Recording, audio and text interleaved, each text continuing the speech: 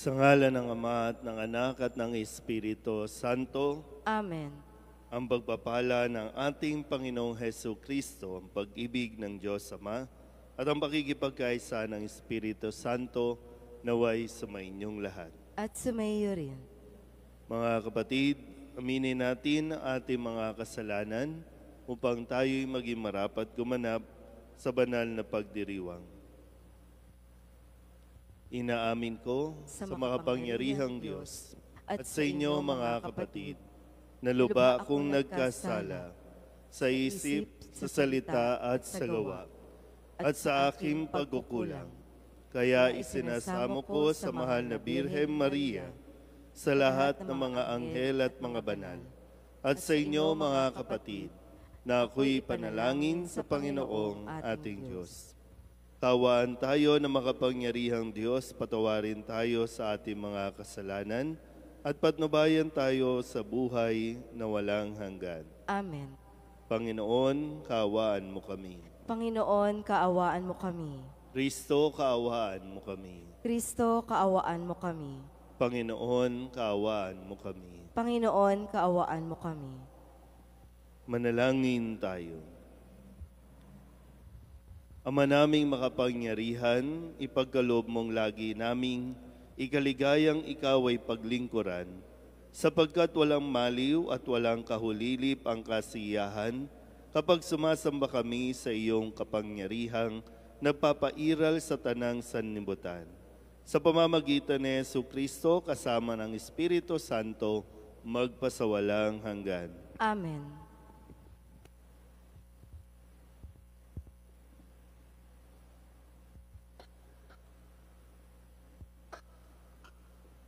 Pagbasa mula sa aklat ng pahayag. Akong si Juan ay nakakita ng isang bukas na pinto sa langit.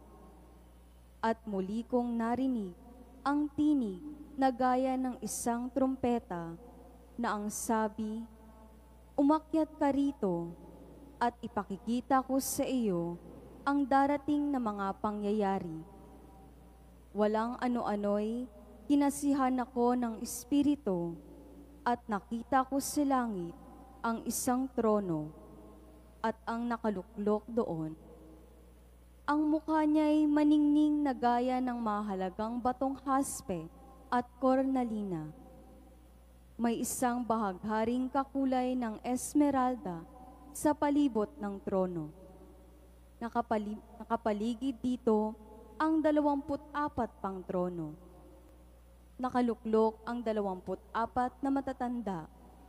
Puti ang kanilang kasuotan at may koronang ginto ang bawat isa.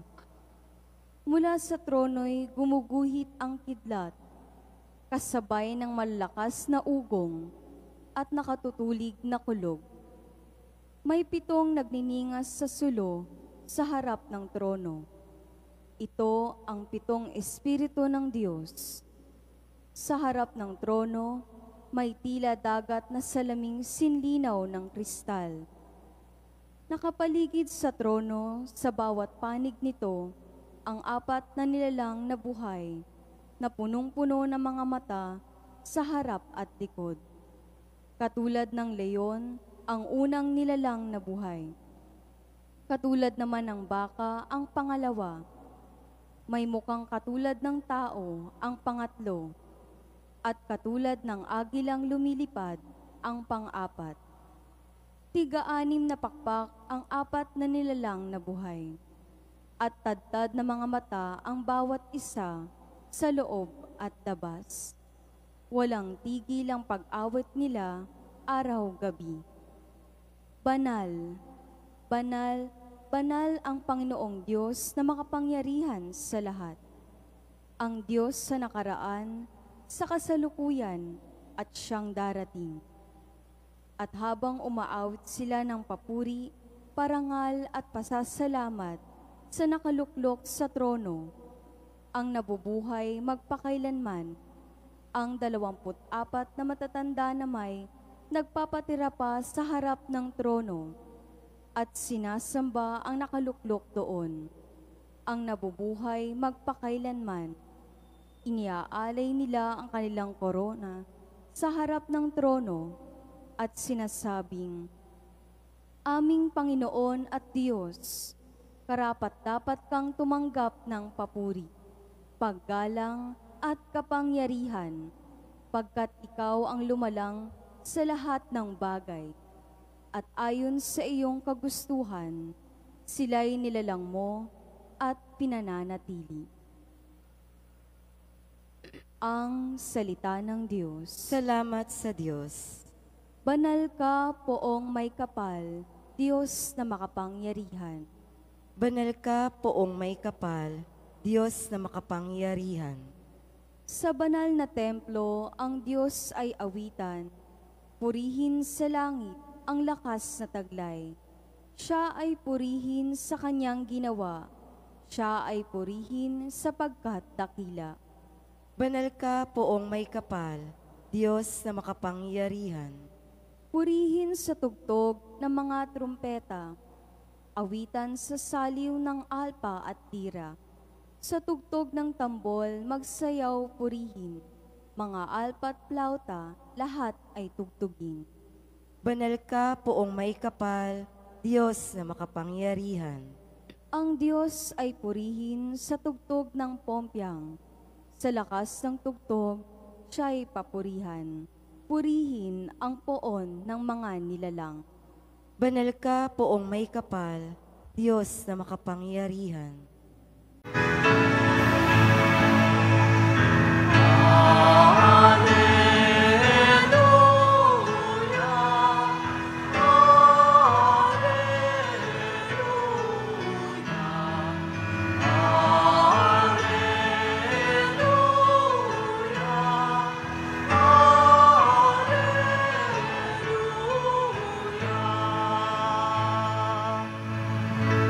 Sa daigdig ay laganap,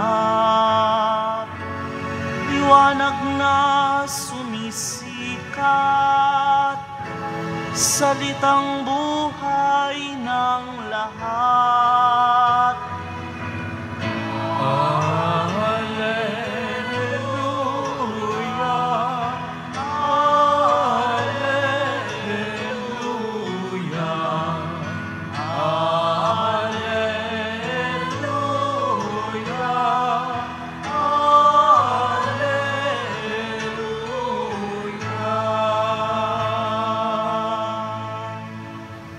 Sumainyo ang Panginoon.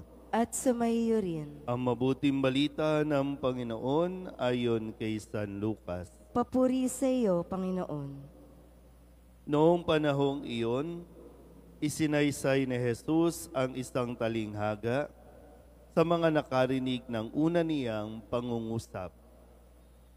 Ginawa niya ito sapagkat malapit na siya sa Jerusalem at ang akala ng mga tao ay itatatag na ang kaharian ng Diyos. Sabi niya, may isang mahal na taong nagtungo sa malayong lupain upang gawing hari at magbalik pagkatapos niyon. Bago siya umalis, tinawag niya ang 10 sa kanyang mga alipin. Binigyan niya ang mga ito ng tig-iisang salaping ginto at sinabihan sila, ipangalakal ninyo iyan hanggang sa pagbabalik ko. Puot naman sa kanya ang kanyang mga kababayan, kaya't pagkaalis niya, nagsugo sila ng mga kinatawan upang sabihin sa kinauukulan, ayaw naming maging hari ang taong ito. Ngunit ginawa ring hari ang taong iyon. Umuwi siya pagkatapos at ipinatawag ang mga aliping binigyan niya ng salaping ginto upang malaman kung gaano ang tinubo ng bawat isa. Lumapit sa kanya ang una at ang sabi, Panginoon, ang salapi ninyong ginto ay nagtubo ng 10. Magaling, sagot niya, mabuting alipin. Yamang naging matapat ka sa kakaunting bagay, pamamahalain kita sa 10 bayan. Lumapit ang ikalawa at ang sabi, Panginoon, ang inyong salaping ginto ay nagtubo ng 5. At sinabi niya sa kanya, Mamamahala ka sa 5 bayan. Lumapit ang isa pang alipin at nagsabi, Panginoon, heto po ang inyong salaping ginto. Binalot ko sa panyo at itinago. Natatakot po ako sa inyo, sapagkat napakahigpit ninyo. Kinukuha ninyo ang hindi sa inyo, at inaani ang hindi ninyo inihasik. Sinagot siya ng kanyang Panginoon, Masamang alipin, sa salita mong iyan, kita hahatulan. Alam mo palang ako'y mahigpit. Sinabi mo, kinukuha ko ang hindi sa akin at inaani ko ang hindi ko inihasik. Bakit hindi mo inilagay sa bangko ang aking salapi? Pagbabalik ko, sana'y may tinubo ang puhunang ito. At sinabi niya sa mga naroon, Kunin ninyo sa kanya ang salaping ginto at ibigay sa may 10. Panginoon, siya po'y mayroon ng 10 salaping ginto. Wika nila. Sinasabi ko sa inyo, ang bawat mayroon ay bibigyan pa. Ngunit ang wala, kahit ang kakaunting nasa kanya, ay kukunin pa. Tungkol naman sa mga kaaway kung aayaw na ako'y maghari sa kanila, dalhin ninyo dito at patayin sa harapan ko. Pagkasabi nito, nagpauna si Jesus patungong Jerusalem. Ang mabuting balita ng Panginoon. Pinupuri ka namin, Panginoong Hesukristo. Isang magandang umaga po sa inyong lahat. Magandang umaga po, Father. Ngayon po ay Miyerkules ng ika-33 linggo sa karaniwang panahon. 3 araw na lamang po o 4 at atin na pong ipagdiriwang ang dakilang kapistahan ng Kristong Hari. Kumbaga sa ating pong paglalakbay, sa Ebanghelyo natin, ipinahayag din, no? Sabi, malapit na siya na makapasok sa Jerusalem. At doon ay tunay na yung kaganapan ng kanya pong misyon at siya ay pararangalan na rin pagpasok niya ng Jerusalem. Pero dito po ay kanya munang ipinaalala at pinauunawa sa kanyang mga tagapakinig, tagasunod, lalo na sa kanyang mga alagad, kung ano yung maipapaliwanag tungkol sa kanyang paghahari. Sa ayaw at sa gusto ng tao, tanggapin man siya ng tao o hindi, mangyayari ang ayon sa kagustuhan ng Diyos. Siya ay magiging hari ng sanlibutan. Hindi hari ng isang bayan, ng isang lugar, kundi hari ng sanlibutan. Kaya nga yung pagpapaliwanag niya nitong kwento tungkol sa isang tao na aalis para gawing hari at muling magbabalik para sa kanyang panunungkulan bilang hari. So hindi magiging kabawasan sa Diyos na siya ay hindi kilalanin ng tao. Naintindihan po ba yun? Magdasal ka man sa Kanya o hindi, mananatili siyang Diyos. Mananatili siyang hari. Pero pakatandaan natin, ang hindi kumikilala sa Panginoon bilang hari, siya ang nawawalan. Kaya nga yung kung paandarin lang natin yung imagination natin, di ba, no? Sa unang pagbasa, ipinakita kay San Juan, ito yung langit. Totoo yung lugar, totoo yung langit. Sa kanyang propesiya, ipinakita ng Diyos, habang hinihintay niya ang katapusan ng kanyang buhay dito sa mundong ito, ito ang naghihintay sa iyo. Ito yung langit. Pero bago nga tayo makarating doon, ano ba? Tinatanggap pa natin talaga si Kristo bilang hari ng ating buhay. Kasi yung hari natin, base sa talinghaga na kanyang ibinigay, ay napakabuti. Bago umalis, nagkaloob siya. Diba? Nagkaloob ng mga salaping ginto sa kanya pong mga tauhan o sa kanyang mga alipin. Pero bakit merong isang tao na nagsasabing, alam ko pong kayo'y masama? Saan ang galing? Sa umpisa pa lang, diba? Ipinagkatiwala niya ang kanyang ari-arian. At narinig natin doon sa mga nauna, hindi niya binawi, kundi lalo pang ibinalik at dinoble pa yung kanyang iniwan. Hindi niya binawi. Pero bakit ganito yung ugali ng isa na alam ko pong kayo'y masama at nangunguha ng hindi inyo? Kanino ba yung binigay niya? Kanino ba yung natanggap niya?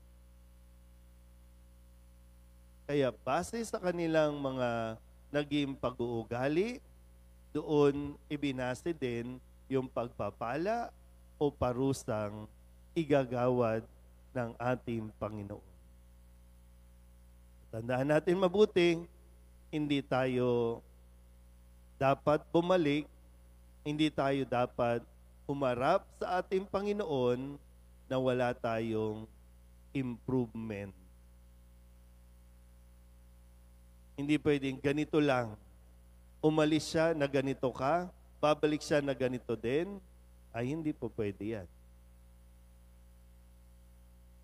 Pero lahat ay patungo, lahat ng ito ay para sa ikabubuti ng tao, ikauunlad ng tao. So kung sa kabuhayan, kung sa konteksto ng kabuhayan, bakit sila nagiging mayaman? Kasi pinag-iigihan nila. Kasi pinahalagahan nila yung mga biyayang ibinigay sa kanila. Nagpupursige. So bakit ka mahirap? Kasi yan lang ang iyong ginawa. Wala bang opportunity? Wala bang mga pagkakataon para umasenso? O sadyang ganyan ka lang talaga mag-isip? Hindi tayo pwedeng magreklamo na magreklamo. Kasi sa ibang mga talinghaga, binigyan tayo ayon sa ating kakayahan. At ang inaasahan na tayo po ay mas malalago at mas pag-iibayuhin pa natin ang ating sarili para pagharap natin sa Panginoon ay talagang buong kapakumbabaan nating sasabihin, ito po ang naging bunga ng iyong ibinigay sa akin. So haharap at haharap tayo sa Panginoon. Sa ayaw at sa gusto natin, mangyayari ito. Si Kristo ay magiging hari. Amen?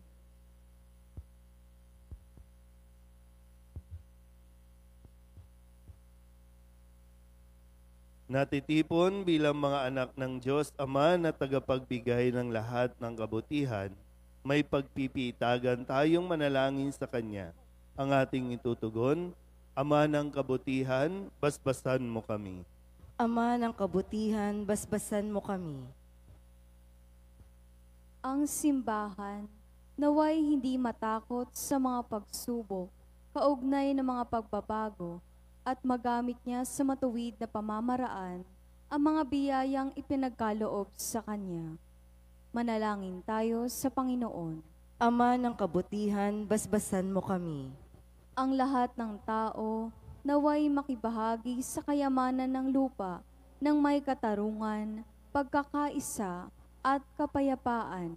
Manalangin tayo sa Panginoon. Ama ng kabutihan, basbasan mo kami.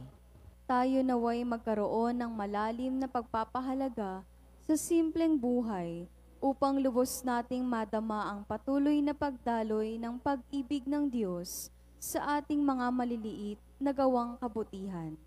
Manalangin tayo sa Panginoon. Ama ng kabutihan, basbasan mo kami. Ang mga doktor, mga nurse at yaong mga nasa propesyon ng pag-aalaga naway gamitin ang kanilang mga biyaya sa paghahatid ng pag-ibig at habag ni Kristo sa mga dukha, nalulumbay, may sakit at mga nasa bilangguan. Manalangin tayo sa Panginoon.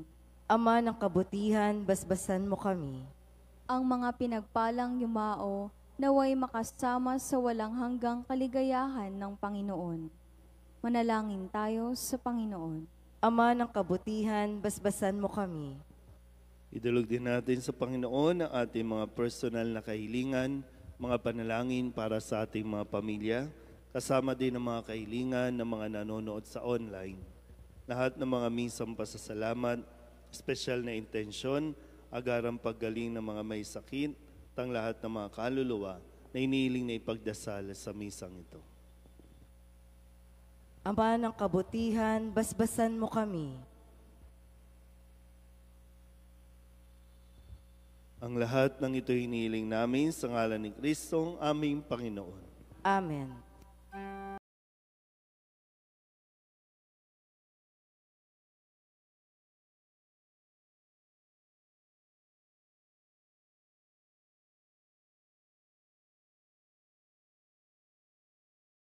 Handog namin sa iyo, Ama, ang tinapay at alak na ito. Handog ng bayang umaasa, sumasamba't nagmamahal sa iyo. Handog namin sa iyo, Ama, ang tinapay at alak na ito. Handog ng bayang umaasa, sumasamba't nagmamahal sa iyo. Manalangin kayo mga kapatid upang paghahain natin ay kalugdan ng Diyos sa mga makapangyarihan. Tanggapin nawa ng Panginoon itong paghahain sa iyong mga kamay, sa kapurihan niya at karangalan, sa ating kapakinabangan at sa buong sambayanan niyang banal. Ama naming lumikha, ipagkaloob mo ang iyong masintahing pagtingin sa aming mga alay upang ang kagandahang loob mo ay aming makamtan at ang bunga ng walang hanggang pag-iral ay aming mapakinabangan sa pamamagitan ni Jesucristo kasama ng Espiritu Santo magpasawalang hanggan. Amen. Sumainyo ang Panginoon. At sumayo rin. Itaas sa Diyos ang inyong puso at diwa. Itinaas na namin sa Panginoon. Pasalamatan natin ang Panginoong ating Diyos. Marapat na siya ipasalamatan. Ama naming makapangyarihan, tunay ngang marapat na ikaw ay aming pasalamatan. Sa iyong paglingap at gagandahang loob, ang tao'y nilikha mo't pinangangasiwa sa sansinukob. Sa hangad mong siya'y iwastong lubos, siya'y pinagdusa mo sa kanyang pagtalikod. Sa iyong paggiliw, iyong ipinahintulot na makabalik siya sa pamamagitan ni Kristo Jesus. Kaya kaysa ng mga anghel na nagsisiawin ng papuri sa iyo, nang walang humpay sa kalangitan, kami nagbubunyi sa iyong kadakilaan.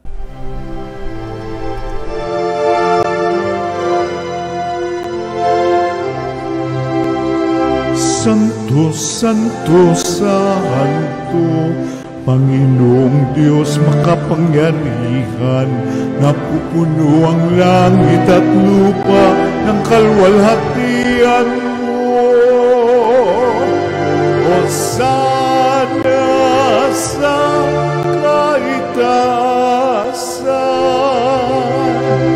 pinagpalang na paririto sa ngalan ng Panginoon.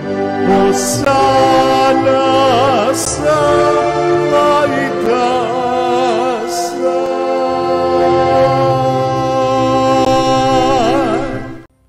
Ama naming banal, ikaw ang bukal ng tanang kabanalan. Kaya't sa pamamagitan ng iyong Espiritu, gawin mong banal ang kaloob na ito upang para sa amin maging katawan at dugo ng aming Panginoong Hesu Kristo.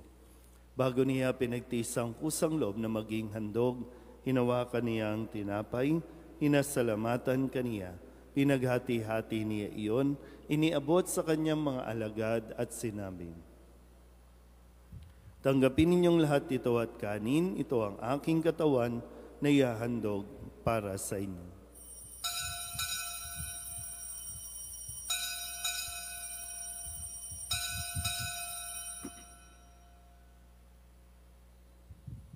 Gayun din naman nang matapos ang hapunan, hinawakan niya ang kalis, muli kaniyang pinasalamatan. Iniabot niya ang kalis sa kanyang mga alagad at sinabi, "Tanggapin ninyong lahat ito at inumin. Ito ang kalis ng aking dugo, ng bago at walang hanggang tipan. Ang aking dugo na ibubuhos para sa inyo at para sa lahat, sa pagpapatawad ng mga kasalanan. Gawin ninyo ito sa pag-alaala sa akin."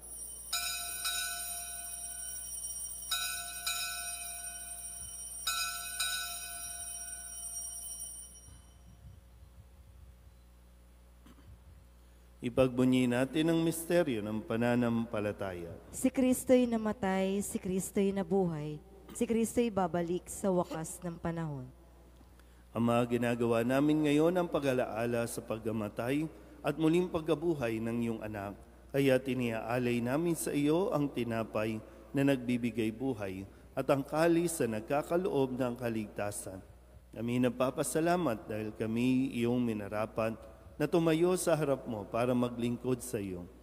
Isinasamo namin kami magsasalo-salo sa katawan at dugo ni Kristo ay mabuklod sa pagkakaisa sa pamamagitan ng Espiritu Santo. Ama, lingapin mo ang iyong simbahang laganap sa buong daigdig.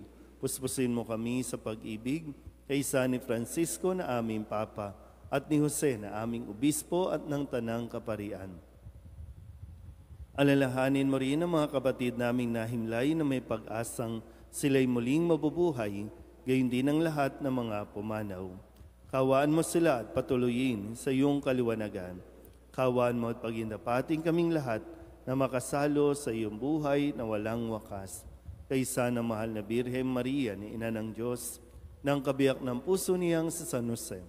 Kaysa ng mga apostol at ng lahat ng mga banal, na namuhay dito sa daigdig ng kalugod-lugod sa iyo, may pagdiwang nawa namin ang papupuri sa ikararangal mo sa pamamagitan ng iyong anak na aming Panginoong Hesu Kristo. Sa pamamagitan ni Kristo, kasama niya at sa Kanya, ang lahat ng parangal at papuri ay sa iyo, Diyos Amang makapangyarihan, kasama ng Espiritu Santo, magpasawalang hanggan.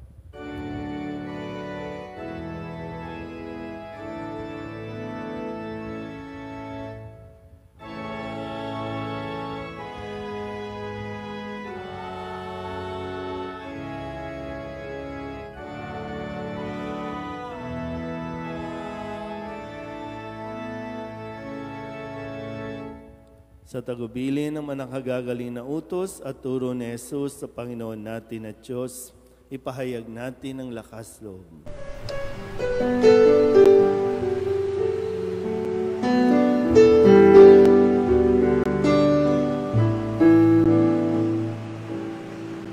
Ama namin, sumasalangit ka, sambahin ang ngalan mo, mapasamin ang kaharian mo, sundin ang loob mo, dito sa lupa para ng sa langit. Bigyan mo po kami ngayon ng aming kakanin sa araw-araw at kami sa aming mga sala. Para ng pagpapatawan namin sa nagkakasala sa amin. At huwag mo kaming ipagdulot sa tukso, at yadya mo kami sa lahat ng masama. Hinihiling namin kami iadya sa lahat ng masama, pagkalooban ng kapayapaan araw-araw, iligtas sa kasalanan at ilayo sa lahat ng kapahamakan, samantalang aming pinananabikan ang dakilang araw ng pagpapahayag ng tagapagligtas naming si Hesu Kristo. Sapagkat iyo ang kaharian at ang kapangyarihan at ang kapurihan, magpakailanman. Amen. Panginoong Hesu Kristo, sinabi mo sa iyong mga apostol, kapayapaan ang iniiwan ko sa inyo, ang aking kapayapaan ang binibigay ko sa inyo. Tunghayan mo ang aming pananampalataya at huwag ang aming mga pagkakasala. Pagkalooban mo kami ng kapayapaan at pagkakaisa ayon sa iyong kalooban, asama ng Espiritu Santo, magpasawalang hanggan. Amen. Ang kapayapaan ng Panginoon ay laging sumainyo. At sumayo rin. Magbigayan po tayo ng kapayapaan sa isa't isa.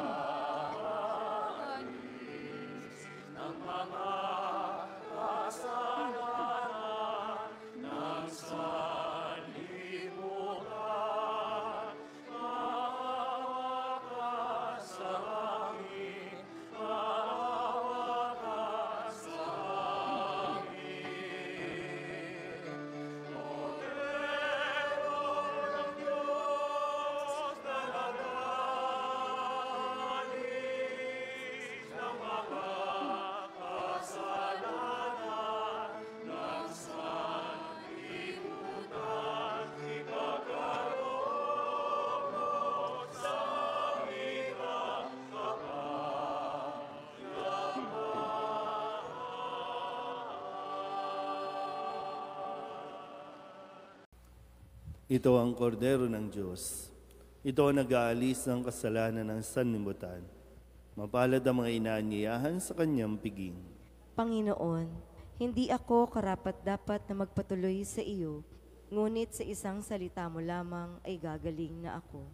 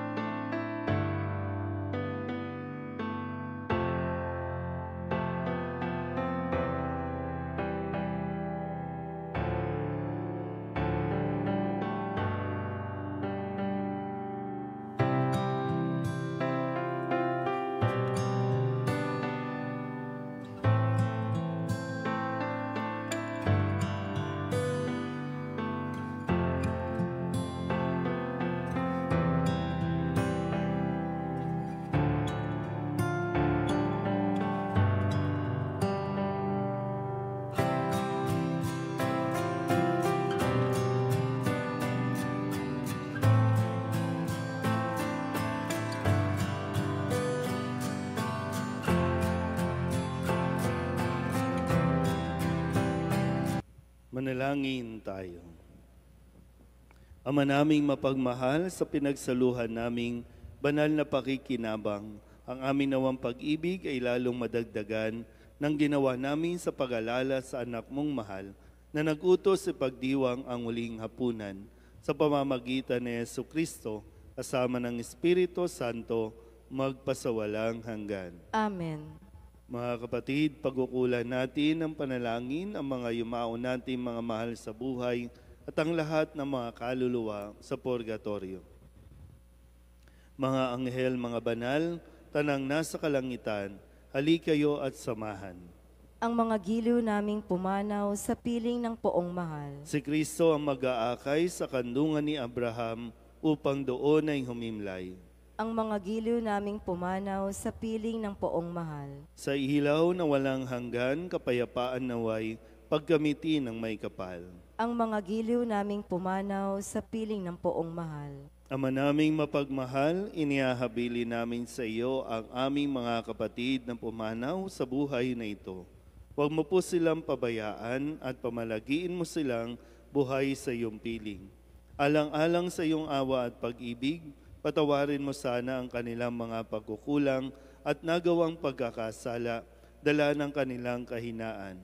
Manatili nawa silang maligaya sa iyong piling, kasama ng iyong anak at ng Espiritu Santo, magpasawalang hanggan. Amen.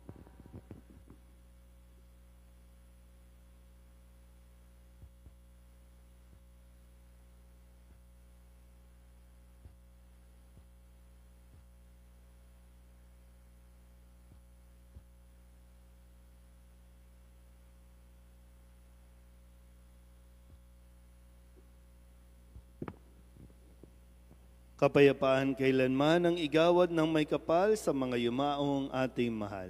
Sila nawa ay silayan ng ilaw na walang hanggan. Sumainyo ang Panginoon. At sumayo rin. At pagpalain kayo ng makapangyarihang Diyos, Ama at Anak, Espiritu Santo. Amen. Tapos ang banal na misa, humayo tayo sa kapayapaan ni Kristo. Salamat sa Diyos. Magandang umaga po.